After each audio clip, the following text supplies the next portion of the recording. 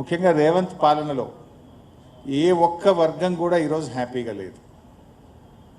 అది కార్మికులైనా, పారిశ్రామికవేత్తలైనా, అది auto డ్రైవర్లైనా, taxi డ్రైవర్లైనా, చిరు వ్యాపారులైనా, అన్ని వర్గాలు కూడా ఈరోజు రేవంత్ పాలనలో ఇబ్బంది పడుతున్నటువంటి పరిస్థితి మనం చూస్తూ ఉన్నాం.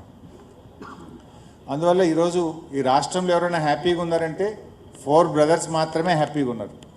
4 బ్రదర్స్ తప్ప 4 కోట్ల ప్రజల్లో ఇలా అసంతృప్తి ఉన్నది. ఇచ్చిన ఏ గ్యారంటీలు అమలు కాలేదు. ప్రజలకు ఇలా ఒక బ్లాక్మెయిల్ రాజకీయం రాష్ట్రంలో చూసినట్టయితే ఒక అరాచక ప్రభుత్వం రాజ్యం వెళ్తున్నటువంటి పరిస్థితి. ఈ అరాచకత్వానికి బుద్ధి చెప్పాల్సిన అవసరం ఉంది. 2 ఏళ్ల రేవంత్ పాలనలో జరిగిన అరాచకాలకు జూబ్లీ హిల్స్ ప్రజలు తీర్పు ఇవ్వబోతా ఉన్నారు.